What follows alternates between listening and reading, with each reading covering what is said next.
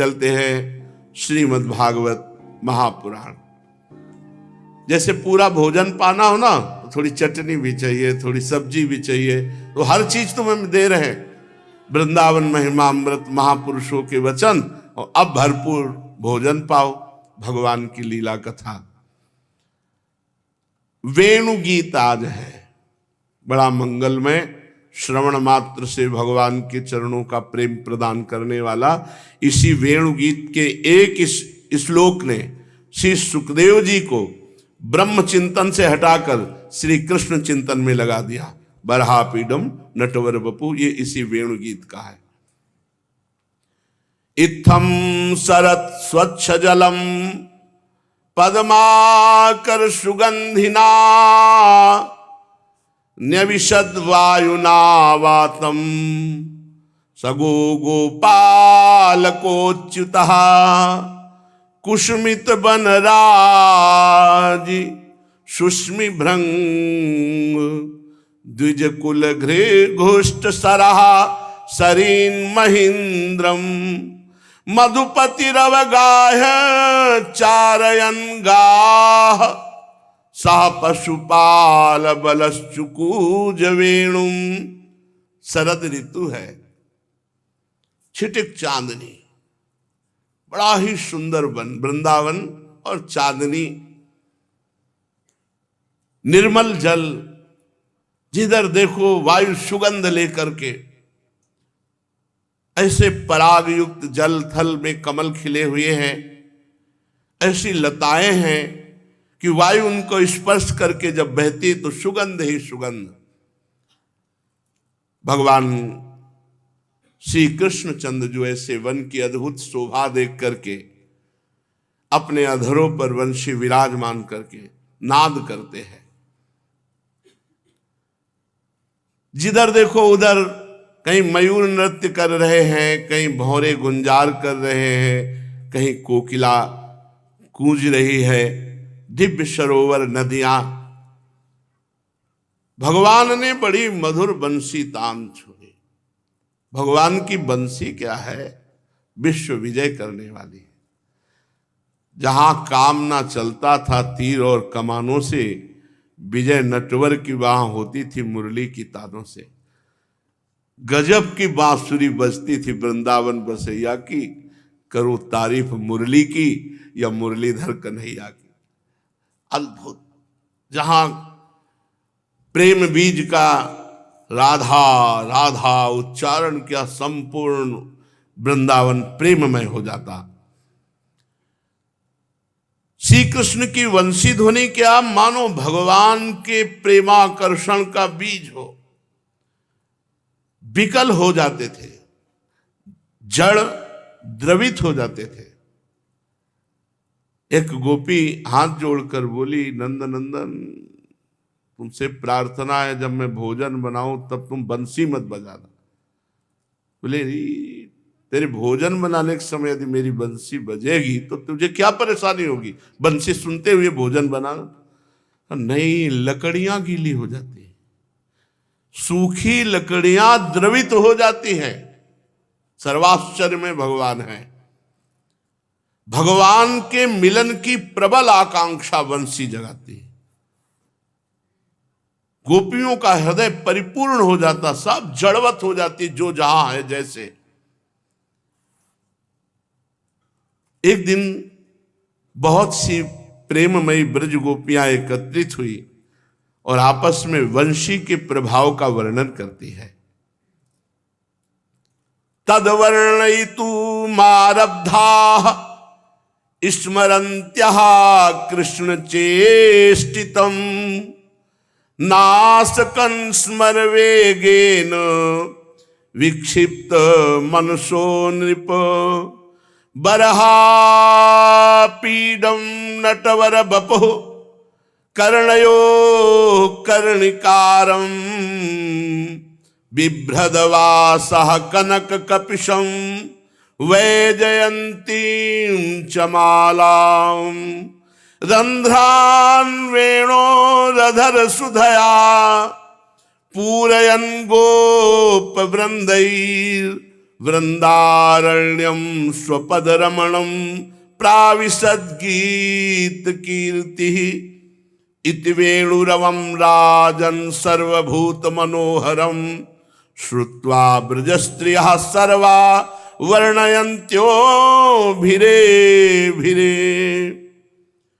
बहुत सी प्रेममयी ब्रज गोपियां एकत्रित होकर वंशी ध्वनि का माधुर्य आपस में वर्णन करना तो चाहा, पर वंशी का स्मरण होते ही श्री कृष्ण की वो मधुर चेष्टाएं, प्रेम पूर्ण चितवन, वो भ्रकुटी के इशारे, वो मधुर मुस्कान स्मृति में छा गई। जो ही ये स्मृति में छाई तो श्री कृष्ण मिलन का प्रबल वेग हृदय में प्रकट हो गया। उनका मन हाथों से निकल गया और वो देख रही है, बड़ा सुंदर स्वरूप श्री कृष्ण का है। मन ही मन देख रही है कि श्री कृष्ण ग्वाल बालों के साथ वृंदावन में प्रवेश कर रहे हैं। कैसा सौंदर्य है।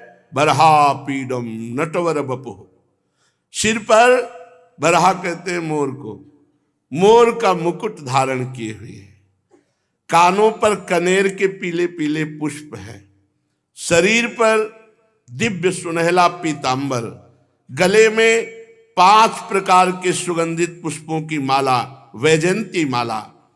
मानो रंगमंच पर अभिनय करते हुए श्रेष्ठ नट का सा क्या सुंदर वेश है लालजू का।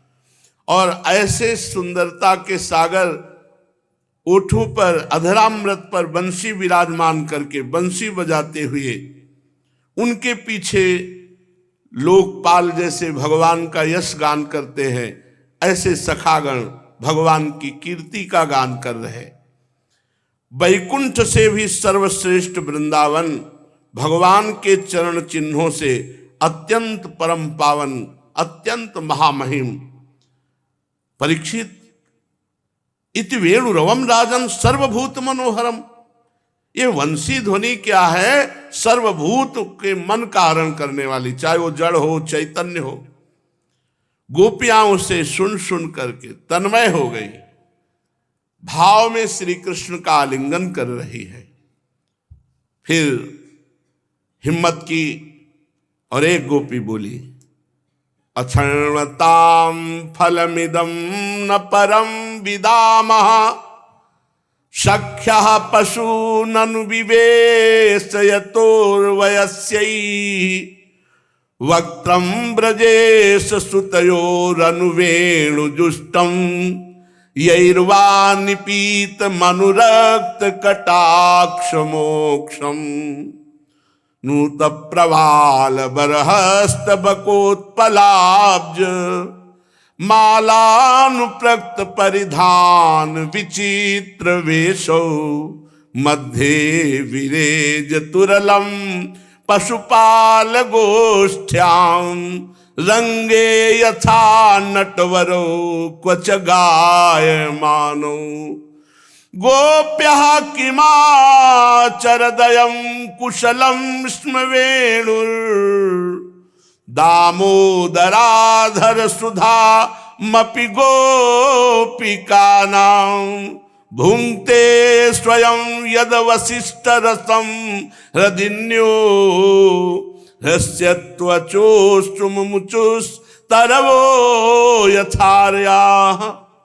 गोपी अपनी सखियों से कहती, अरे सखी, अक्षणताम फलमिदम न परम विदामा।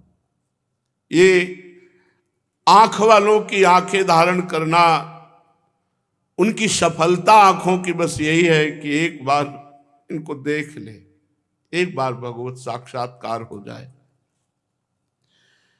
जब श्याम सुंदर श्री कृष्ण, गौर सुंदर बलराम ग्वाल बालों के साथ बन जा रहे हो या लौटकर ब्रज में आ रहे हो, और जब वो अपने अधरों पर बंशी विराजमान किए प्रेम भरी तिरछी चितवन से हमारी ओर देख रहे हो, उस समय हम जब नेत्रों से नक्शिख उनकी रूप माधुरी का पान करते हैं, यही नेत्र वालों की सफलता है। एक बार इनको देख ले, एक बार ऐसा रूप देखे। अरे सखी, जब ये आम की नई कोपले, मोरों के पंख, फूलों के गुच्छे, रंग बिरंगे कमल और कुमुद की मालाएं धारण कर लेते हैं, ये सांवरे किशोर जब पीतांबर धारण करते, सब श्रृंगार, और गोरे बलराम जी जब नीलांबर धारण करते हैं, बड़ा विचित्र वेश, आसपास ग्वाल बालों की मंडली और मध्य में सांवरे गोरे किशोर। और जब ये बंसी की मधुर तान छेड़ते, प्यारी सखी उस समय ऐसा जान पड़ता है मानो रंगमंच पर कोई महानट अभिनय कर रहा हो। कैसे हमारे चित्त पर वो शोभा प्रभाव डालती है, कैसे बताऊं। तीसरी निगारी सखी, ये वेणु पुरुष जाति का होने पर पूर्वजन्म में न जाने कौन सा साधन भजन किया कि हम गोपियों की अपनी संपत्ति दामोदर के अधरों की सुधा स्वयं ही पान कर रहा है। ये थोड़ा सा भी अधरामृत शेष नहीं रखता। इस वेणु को अपने रस से सींचने वाली हृदयनी आज कमलों के मिश्र रोमांचित हो रही। जैसे किसी के वंश में भगवत प्रेमी संतान हो जाए तो श्रेष्ठ गति को, ऐसे ही वृक्ष भी फूल रहे, आनंदित हो रहे हैं कि बंसी भी हमारे ही परिवार की है। अरे सखी, वृंदावनम सखी भुवो वितनोति कीर्तिम यद देवकी सुत पदाम्बुज लब्ध लक्ष्मी गोविंद वेणु मनुमत्त मयूर नृत्यम प्रेक्ष्यादि सान्व परतान्य समस्त सत्वम। ये वृंदावन परम धन्य है। वैकुंठ लोक में भी वृंदावन की महिमा का गान किया जाता है, फिर अन्य लोकों की तो बात जाने दो। देखो कैसी जगह हमें बैठाल कर भगवत चर्चा सुनने का सौभाग्य दिया प्रियाजू ने। कहाँ बैठ के सुन रहे हैं? परम पावन यमुना जी के पुलिन पर बैठकर। कहाँ पुलिन है? श्रीधाम वृंदावन। कैसा वृंदावन? वृंदावनम सखी भुवो वितनोति कीर्तिम, यहां से लेकर वैकुंठ तक जिसकी महिमा गाई जाती है वो वृंदावन है।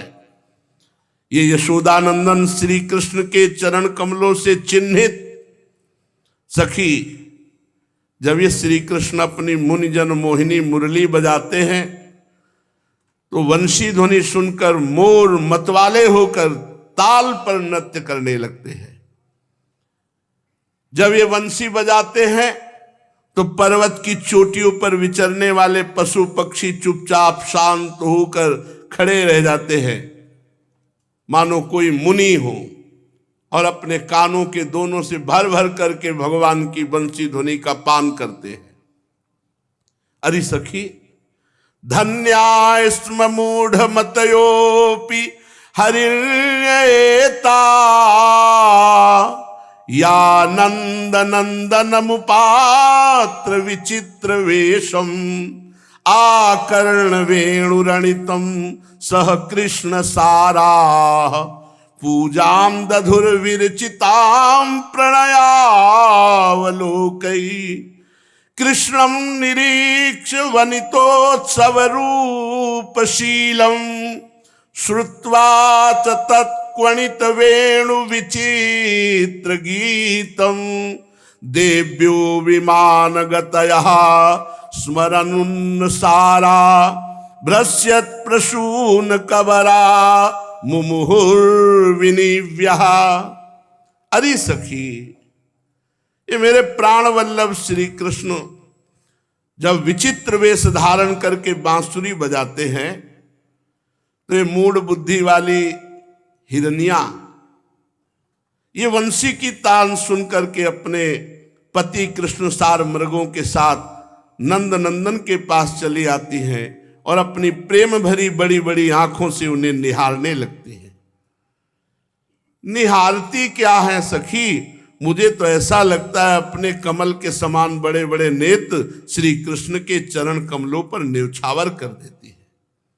श्री कृष्ण जब प्रेम भरी चितवन से इन हिरण हिरनियों की तरफ देखते हैं तो उनका जीवन धन्य हो जाता है, उनका जीवन धन्य हो जाता है। अरे सखी, तुम हरिणियों की बात कर रही हो, देखो आकाश की तरफ, ये स्वर्ग की देवियां हैं। जब बंशी ध्वनि सुनती है तो सौंदर्य और शील के खजाने ये श्री कृष्ण को देखने के लिए विमानों पर आ जाती है, और बांसुरी का मधुर संगीत, चित्र विचित्र आलाप सुनकर वो मूर्छित हो जाती, विमानों पर गिर जाती है। तो हमें कैसे मालूम हुआ सखी? सुनो, जब उनके हृदय में श्री कृष्ण से मिलने की तीव्र आकांक्षा जग जाती है तब वो धीरज खो बैठती हैं, बेहोश हो जाती हैं। और इस बात का पता तब चलता है जब उनके पुष्पमाला वस्त्र आदि नीचे गिरते हैं। उनको यह भी शुद्ध नहीं है कि हमारे पुष्पमाला वस्त्र आदि नीचे गिर रहे हैं। अरे सखी, तुम विमानों पर विराजमान उन दिव्य देवियों की बात कहती हो, जरा देखो। गावश्च कृष्ण मुख निर्गत वेणु गीत पीयूष मुत्तभित कर्ण पुटैः पिबन्त्यः शावाः स्मृतस्तनपयः कवलाः स्मृतस्थुर गोविन्दमात्मनिदृशाश्रुकलाः स्पृशन्त्यः प्रायो विताम्ब विहगा मुनयो वनेस्मिन् कृष्णेक्षितं तदुदितं कलवेणुगीतम् आरुह्ये द्रुमभुजान् रुचिरप्रवालान् शृण्वन्त्यमीलितदृशो विगतान्यवाचः। सखी, तुम विमानों पर विराजमान देवियों की बात करती, देखो ना इन गौओं को। जब हमारे कृष्ण प्यारे अपने श्रीमुख में बांसुरी विराजमान करके अधरों में स्वर भरते हैं तो गौएं उनका मधुर संगीत सुनती दोनों कान खड़े कर देती हैं और मानो अमृत पान कर रही हूं, उस वंशी का संगीत रस ले रही है। ऐसा क्यों होता है सखी? क्योंकि वह अपने नेत्रों के द्वार से श्याम सुंदर को हृदय में ले जाकर विराजमान करती है और मन ही मन उनका आलिंगन करती। देखती नहीं, इन गौओं के नेत्रों से आनंद के आंसू बरस रहे हैं। और सखी, उनके बछड़ों की तो दशा ही निराली हो जाती है। यद्यपि वृंदावन की गायों का वात्सल्य प्रेम के कारण थनों से अपने आप दूध झरता है, पर जब बछड़े बंसी ध्वनि सुनते हैं तो मुंह में लिया हुआ दूध न उगल पाते हैं न निगल पाते हैं, और कान खड़े करके भगवान के द्वारा बजाई हुई बंसी का अद्भुत, और बछड़ों के भी नेत्रों में अश्रु प्रवाह हो जाता है, वो जीव के तो ठिठके रह जाते हैं। अरे सखी, तू गौएं और बछड़े की बात करती है तो वृंदावन की वस्तु है, अर्थात ये तो वृंदावन के प्रेमी जन हैं, उनकी बात तो जाने दे। तू वृंदावन के पक्षियों की तरफ तो देख, इन्हें पक्षी कहना बड़ी भूल है। ये अधिकांश बड़े बड़े परमहंस ऋषि मुनि वृंदावन में पक्षी के रूप में विराजमान है। वृंदावन के सुंदर सुंदर वृक्षों की नई और मनोहर कोपलों वाली डालियों पर ये पक्षी चुपचाप बैठ जाते हैं और आंखें बंद नहीं करते। निर्निमेष नयनों से श्री कृष्ण की रूप माधुरी प्यार भरी चितवन देख देख कर निहाल होते हैं।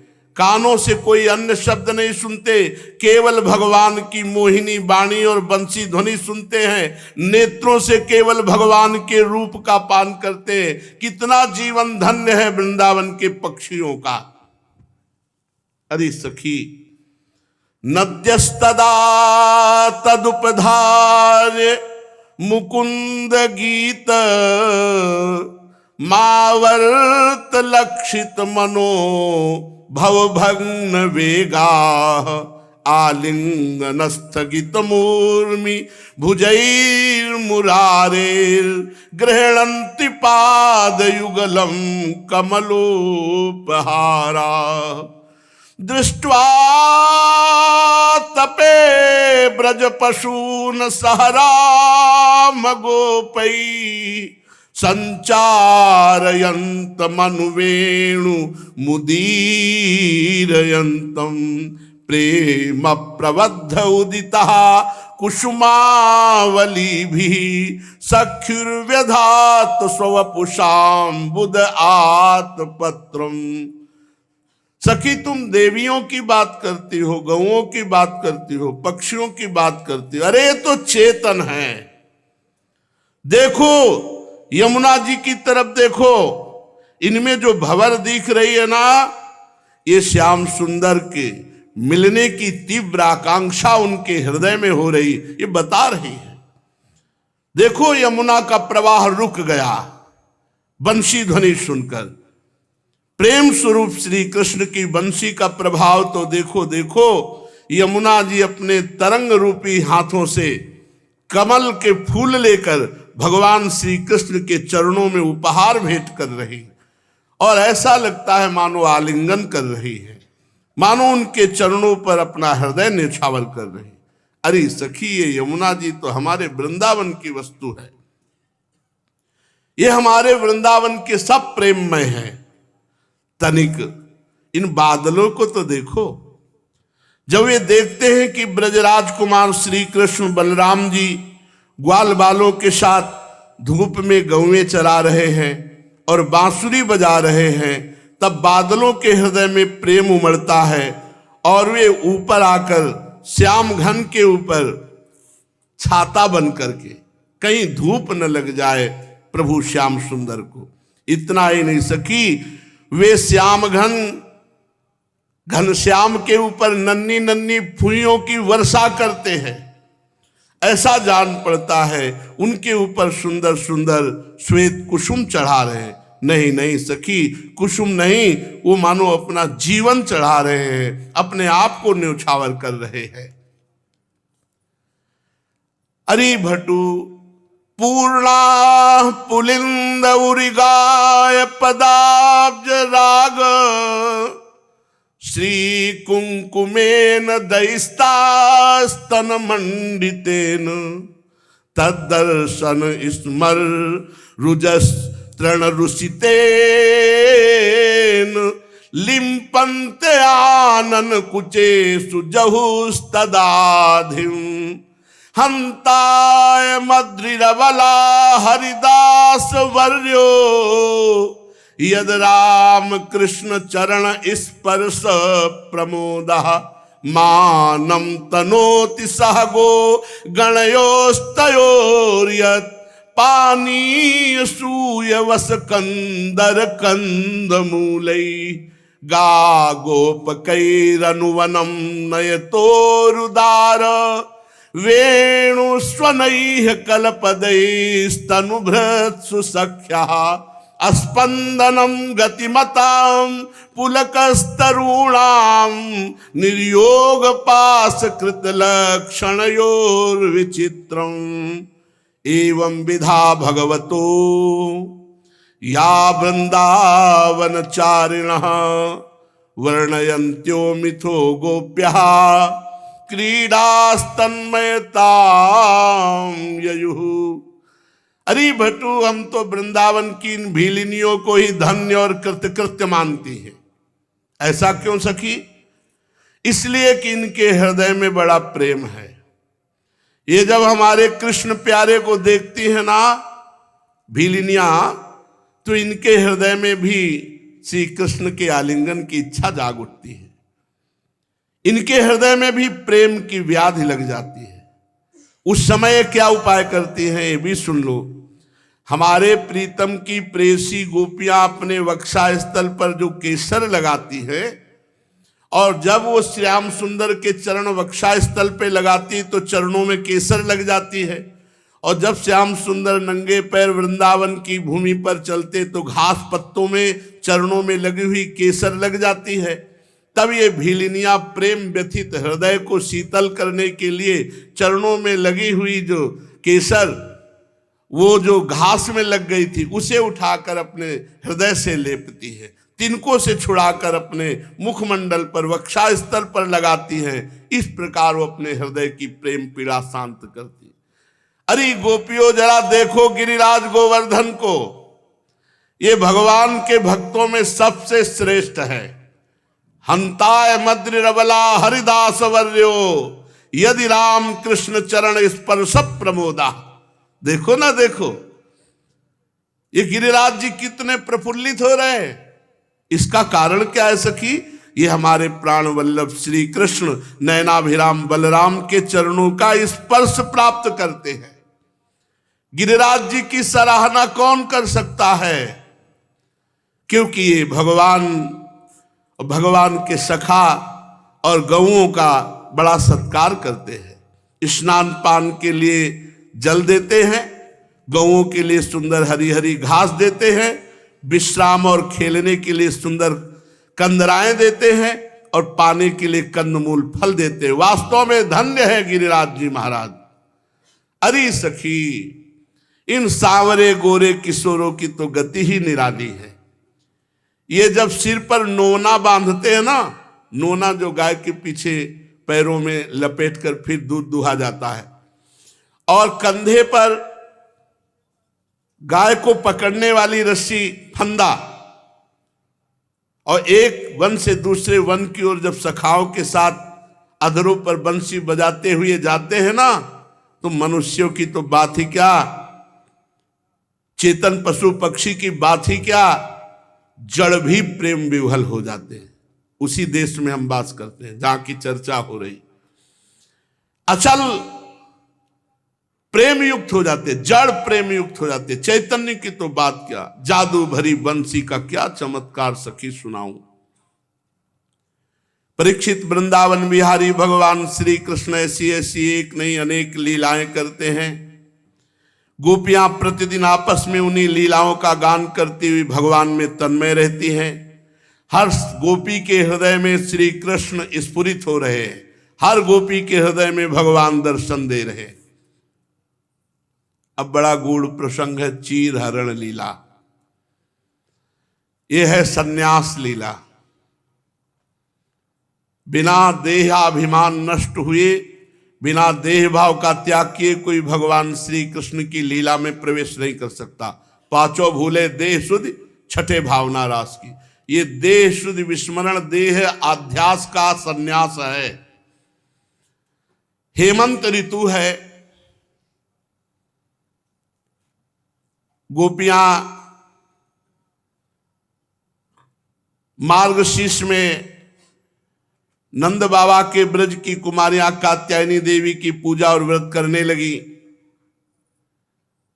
रोज सुबह यमुना स्नान ब्रह्म मुहूर्त में करना, फिर बालू की मूर्ति बनाकर कात्यायनी देवी की पूजा करना और व्रत रहना, केवल हविष्यान्न। वो कुमारियां पूर्व दिशा में जो ही लालिमा होती यमुना जल में स्नान के लिए कंठ तक पहुंच जाती, स्नान करती। ये अगहन ही तो चल रहा है, अगहन मास ही चल रहा है। इसी मास में मार्गशीर्ष कहते हैं इसे, अगहन का महीना, हेमंत ऋतु, क्योंकि कार्तिक के बाद अगहन ही आता है। वे कुमारियां देवी की बालुकामयी मूर्ति बनाकर चंदन फूलों के हार, भांति भांति के नैवेद्य, धूप दीप, ये सब भेंट, पल्लव, फल, चावल सब पूजा करती और फिर प्रार्थना करती।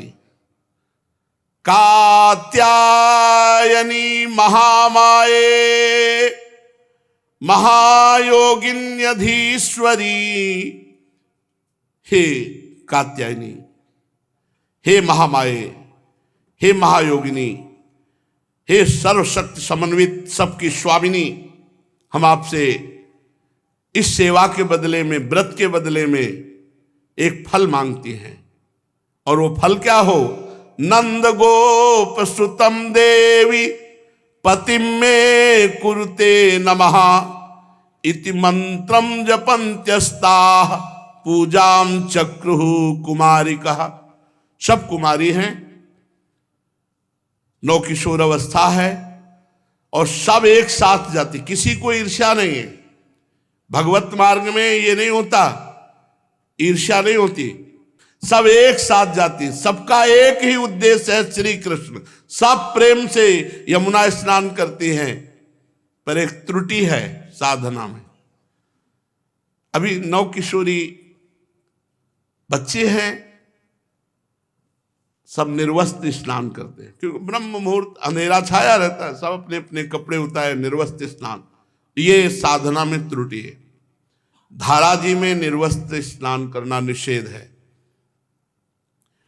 सब एक ही मंत्र जपती हैं, नंद गोप सुतम देवी पतिम में कुरुते नमः, नंद गोप सुतम देवी पतिम में कुरुते नमः, ये सब मंत्र जपती हैं।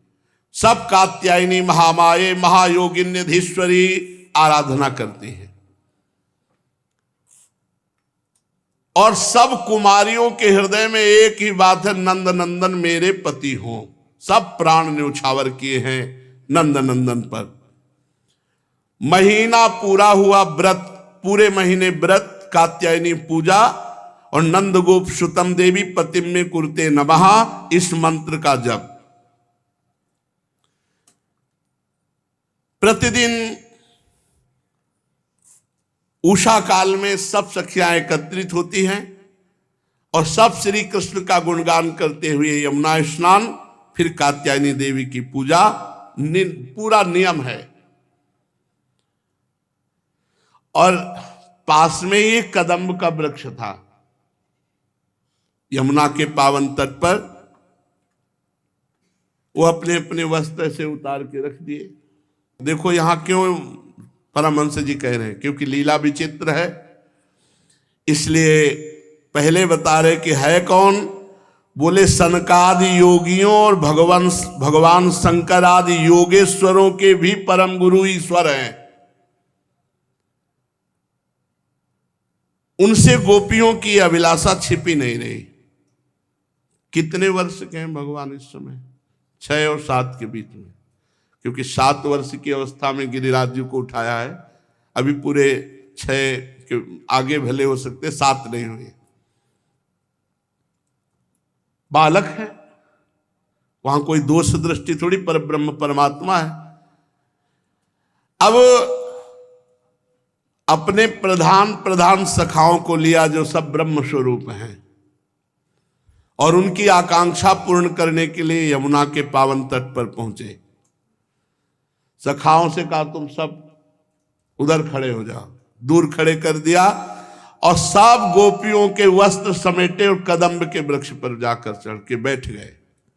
सब गोपियां यहां तक स्नान करने की पद्धति कम से कम ना भी तो डूब जाए इतना धाराजों में जाना चाहिए, और कंठ तक तो सिद्ध बात है, लेकिन तैरना ना आवे तो कंठ तक के लिए मत जाना। नहीं तो अपना नजदीक ही डुबकी लगा ले, जितने में तैरना नहीं आता तो क्या होगा। अब भगवान हंसते हुए समस्त वस्त्र लिए और कदम्ब के वृक्ष पे बैठ गए। जब गोपिकाएं स्नान करके दृष्टि डाली तो किनारे वस्त्र नहीं। तब सब एक दूसरे की तरफ देखी। भगवान ने कहा वस्त्र यहां है, मैं मजाक नहीं कर रहा हूं, हंसी मजाक नहीं कर रहा हूं। तुम लोग व्रत करते करते दुबली हो गई हो, लेकिन तुम्हारी त्रुटि हो रही है। उस त्रुटि का मार्जन करने के लिए कह, सब निकलो और यहां आओ और फिर वस्त्र ले। देखो मेरे सखा ग्वाल बाल सब जानते हैं कि मैंने कभी मजाक में भी असत्य भाषण नहीं किया।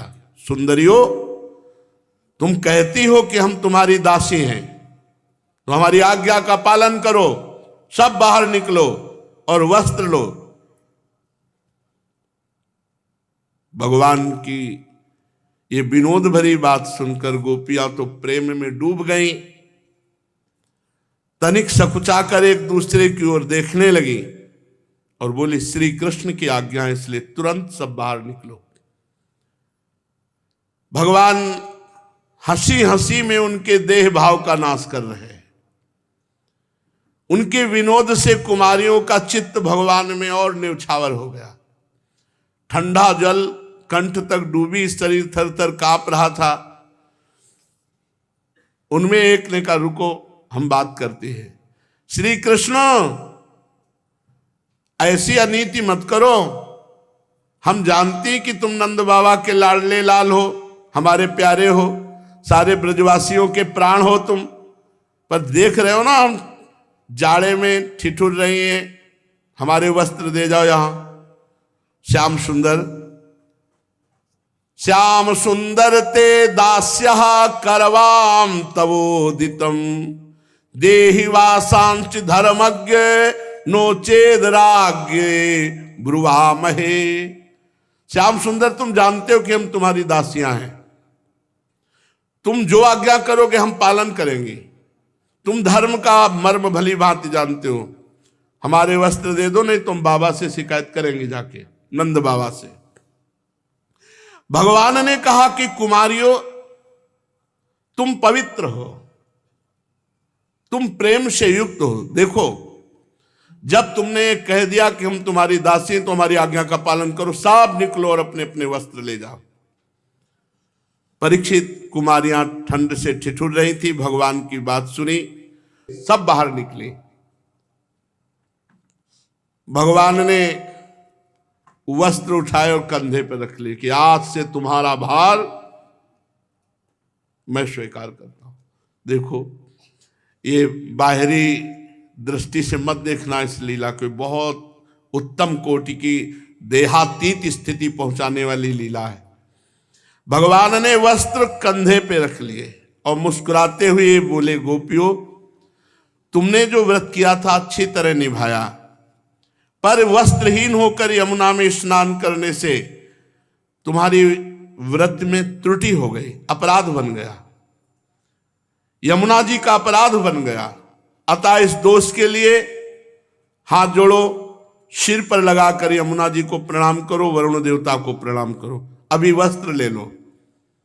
भगवान श्री कृष्ण की बात सुनकर कुमारियों ने तत्काल आज्ञा का पालन किया, पर यमुना जी को प्रणाम नहीं किया, वरुण जी को प्रणाम नहीं किया, श्री कृष्ण को प्रणाम किया और कहा, हे श्री कृष्ण, आपके प्रणाम मात्र से समस्त अपराधों का मार्जन हो जाता है। देखो, गोपियां जानती हैं श्री कृष्ण कौन है, परब्रह्म परमात्मा।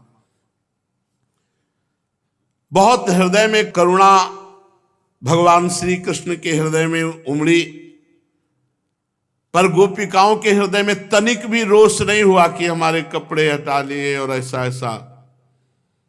भगवान ने समस्त गोपियों को वस्त्र दिए, वो वस्त्र धारण किए।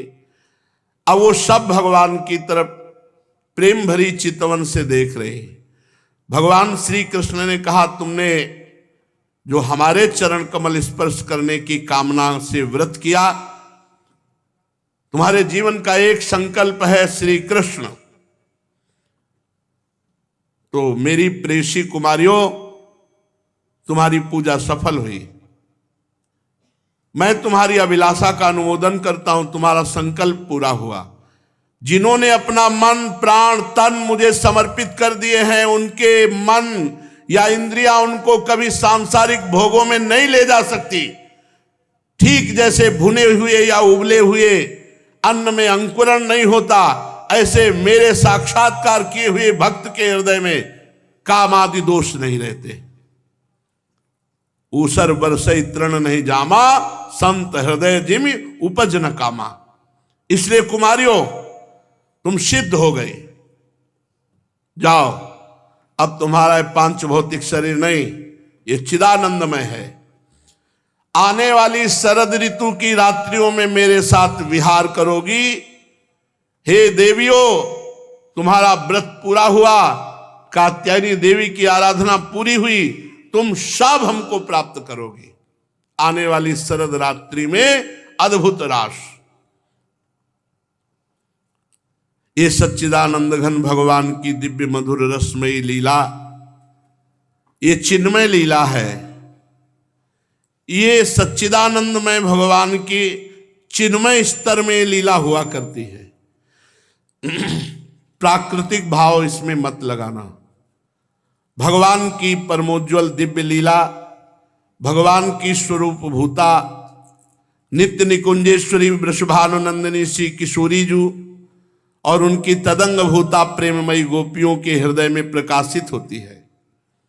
निरावरण होकर के ही लीला में प्रवेश होता है। पांचों भूले देह सुधि छठे भावना रास की।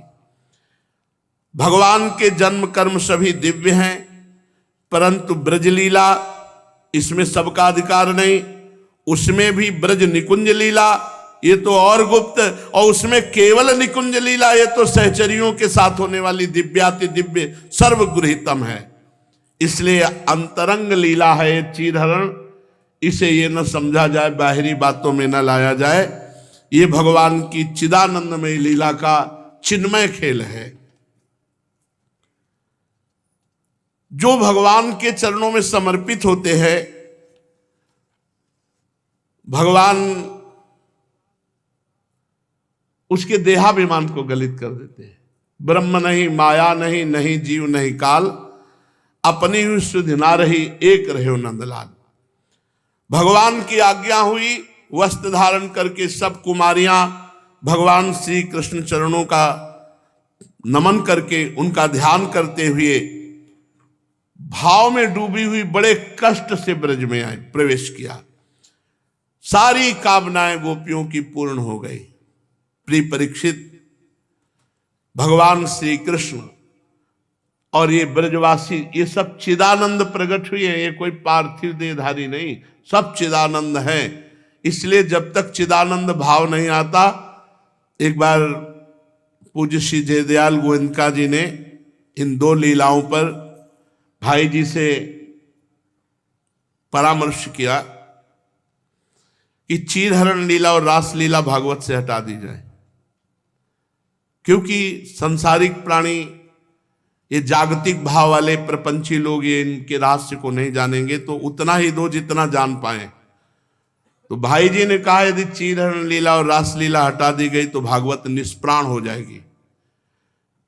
जैसे पंच प्राणों से शरीर चलता है, ऐसे 5 जो अध्याय रास पंचाध्यायी है ये भागवत की प्राण है, जीवन है। बड़े बड़े परमहंस इसका रसास्वादन करते हैं। इसलिए जो भगवान की लीला समझ में ना आए तो उसे प्रणाम करे, बस दोष दर्शन की वृत्ति ना करे। नहीं तो जब भगवान में दोष हो जाएगा तो फिर निर्दोष कहाँ होंगे, फिर बहुत बुरी तरह पतन हो जाएगा। पहली बात तो भगवान रास बिहारी सच्चिदानंद रूपाय, तो सच्चिदानंद में न रक्त होता है, न मांस होता है, न हड्डी होती है, न स्त्री पुरुष के चिन्ह होते हैं। तो काम का प्रवेश ही नहीं है भगवान की लीला में। तो सच्चिदानंदमयी गोपियां हैं, केवल आपको दिखाई दे रहा है स्त्री स्वरूप में, सब भगवत स्वरूप आत्म स्वरूप है। जैसे आत्मा में कोई विकार नहीं, ऐसे गोपी निर्विकार, भगवान निर्विकार और परम रसमयी लीला हो रही। शेष चर्चा आगे। श्री राधा वल्लभ लाल की जय।